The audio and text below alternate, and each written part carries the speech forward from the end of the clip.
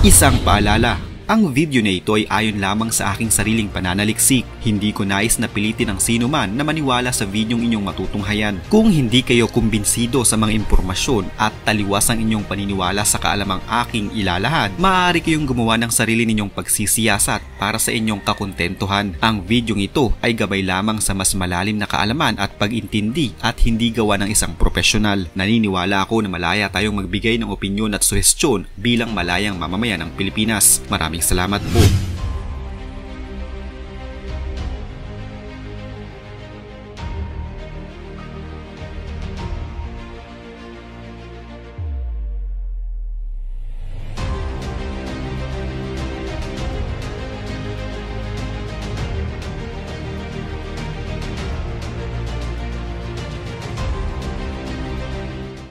Sa ngayon ay hindi maganda ang kalagayan ng China at nakakaranas sila ng bahagyang krisis sa kanilang ekonomiya. Dagdag pa dito ang anomalyang nagaganap sa kanilang gobyerno na may kaugnayan sa malawakang korupsyon sangkot ang ilang mga matataas na opisyal. Sa kasalukuyang paglilinis ni Xi Jinping sa kanyang pamahalaan ay umabot na sa mahigit 100,000 mga opisyal mula sa iba't ibang sangay ng gobyerno ang kanyang tinanggal sa pwesto, partikular na sa PLA o People's Liberation Army. Wala siyang pinipili dahil kahit mga may matataas na posisyon at malapit sa kanya ay sinisibak niya sa pwesto. Hindi din siya nagbigay ng malinaw na dahilan sa totoong pagkakaalis ng mga opisyalis na ito, pero ang pinakatinitinang dahilan ay ang korupsyon pa din sa kanilang gobyerno. Sa kabila nito, tila hindi pa din nauubusan ng China sa kanilang mga ginagawang hakbang pagdating sa kanilang hukbong sandatahang lakas. Sa mga nakalipas kasing taon ay mas pinagtutuon ng pansin at pinondohan ng gobyerno ni Jinping ang pagpapamodernisa ng kanilang puwersa upang makamit nila ang kanilang hinahangad na pang world class na military bago sumapit ang taong 2050. Mas lumaki din ang defense budget ng China kaysa sa ekonomiya nito sa nakalipas na mga taon. Subalit ang lahat ng ito ay walang magiging saysay kung ang humahawak at namumuno ay napupunta lamang sa kanilang mga bulsa, ang pondo na dapat sana'y gagamitin sa pagpapalakas ng kanilang puwersang militar. Sa kabila ng mga kapalpakan at anomalyang nagaganap na ito, nananatiling matatag si Xi Jinping at matapang sa kanyang posisyon. Ang pagsibak niya sa ilang mga military officials ay nagpapatunay lamang na seryoso siya sa kanyang nais at yun ay ang tapusin na ang malawakang korupsyon sa PLA at gawin pang world class ang kanilang militar. Dahil sa patuloy na pagmomodernize nila ng kanilang hukbong sandatahang lakas, ngayon ay mas pinagtutuon ng pansin din ng China ang paggawa ng kanilang mga robots na ginamitan ng Artificial Intelligence o AI. Bukod sa paggamit sa mga robot na ito sa pagpapalago ng kanilang ekonomiya, ngayon ay marami na din silang mga robot na nakakatulong ng kanilang mga sundalo sa tuwing sila ay magkakaroon ng mga operasyon. At ang mga ito ang ating aalamin para sa video natin ngayon. Dapat bang matakot ang mundo sa mga robot na ito na gawa ng China o tila mga laruan lamang ang mga ito na sa katagalan ay masisira at kakalawangin din? Halina't alamin natin ang mga ito. Una ay ang Yak Robot. Ang Yak Robot na ito ay inihalin tulad nila sa isang klase ng hayop, wild ox ng Asya. Ayon sa China, ito umano ang world's largest electrically powered quadruped robot na kayang i-assist ang logistics at mga reconnaissance missions. Ayon sa mga ulat, ang robot na ito na may tila 4 na paa ay kayang magdala ng bigat ng hanggang 160 kilo. Kaya din itong tumakbo ng hanggang 6 miles o 10 kilometers per hour. Ang tindig ng robot na ito ay dinisenyo upang matagalan ang mga challenging off-grid military missions at kayang dumaan sa mga hindi pangkaraniwang mga daanan. Tulad na lamang ng mga bangin, mababatong kalsada, madadamong bundok, makapal na snow at kahit pa sa putikan.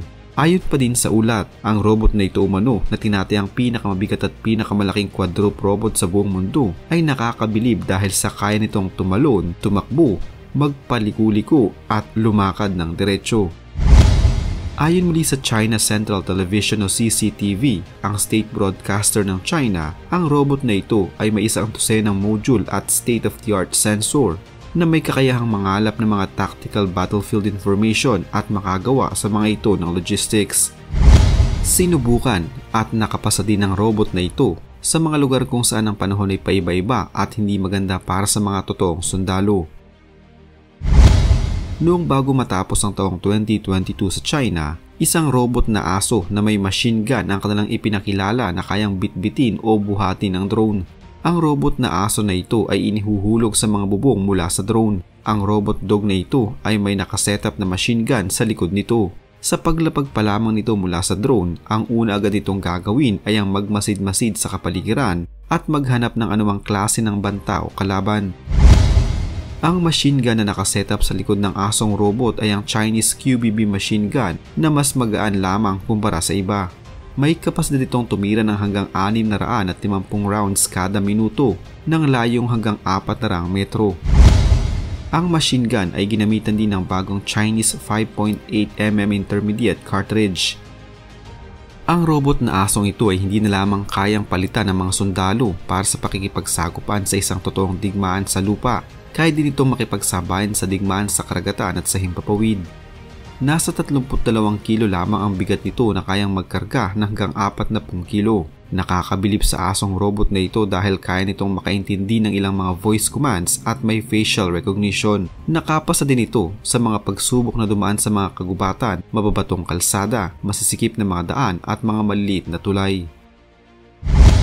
Bukod sa naunang robot dog na ito, muli na namang gumawa ang China ng mas maliit na bersyon nito na may machine gun na QBB-97. Tulad ng una nitong bersyon, ito ay dinedeploy din sa pamamagitan ng isang drone. Madalas din na ginagamit ang robot dog na ito sa pag-akyat sa mga gusali at pinapauna bago pa man umakyat ang mga sundalo.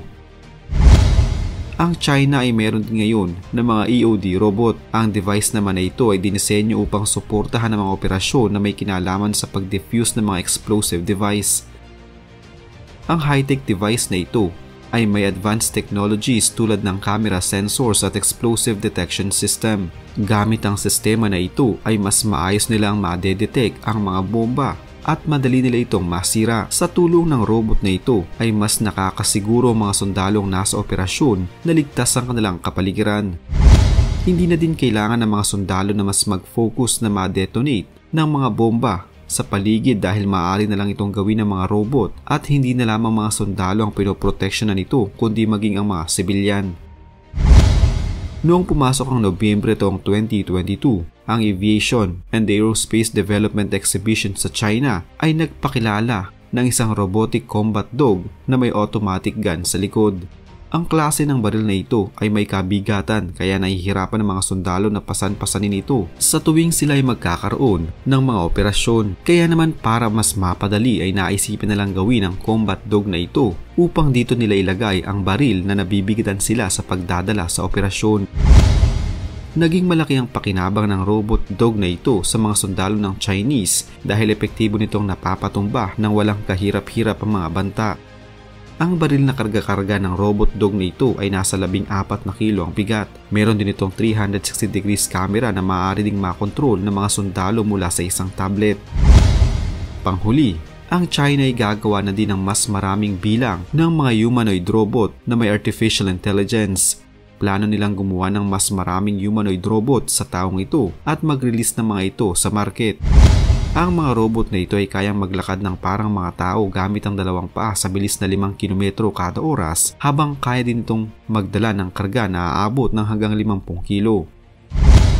Nagsimulang i-develop ang robot na ito noong taong 2019 at noong taong 2022 ay nagawa na nilang mapalakad ito gamit ang dalawa nitong mga paa. Ang mga humanoid robot na ito ay hindi na lamang magagamit ng mga nasa militar kundi maaari ding magbuhat ang mga ito ng mga matatanda at for educational purposes. Ilan lamang ang mga robot na ito na meron ng China. Ang ilan sa mga ito ay ginagamit na habang ang iba ay patuloy pa rin nilang dinedevelop. Sa mga lumabas na ulat, mas marami ang mga industrial na robot ng bansang China kahit pa pagsama-samahin ng mga pag-aaring robot ng mga bansang Japan, Amerika, South Korea at Germany. Ang pagdami ng robot sa China ay mas bibilis pa sa mga darating na panahon dahil na din sa kailangan nila ito, hindi na lamang para sa kanilang militar kundi para na din sa industrial value ng China. Kilala ang China na mahilig kumopya ng mga kung ano-anong bagay mula sa ibang bansa at kilala din sila na hindi basta-basta nagpapadaig sa kahit kanino. Sa hinaharap, hindi malayo na mapalitan na talaga ang mga sundalong tao ng mga sundalong robot na silang sasagupa sa kanilang mga kalaban. Lagi lamang nakahanda ang mga robot na ito na anumang oras ay maaari nilang i-deploy at pakawalan.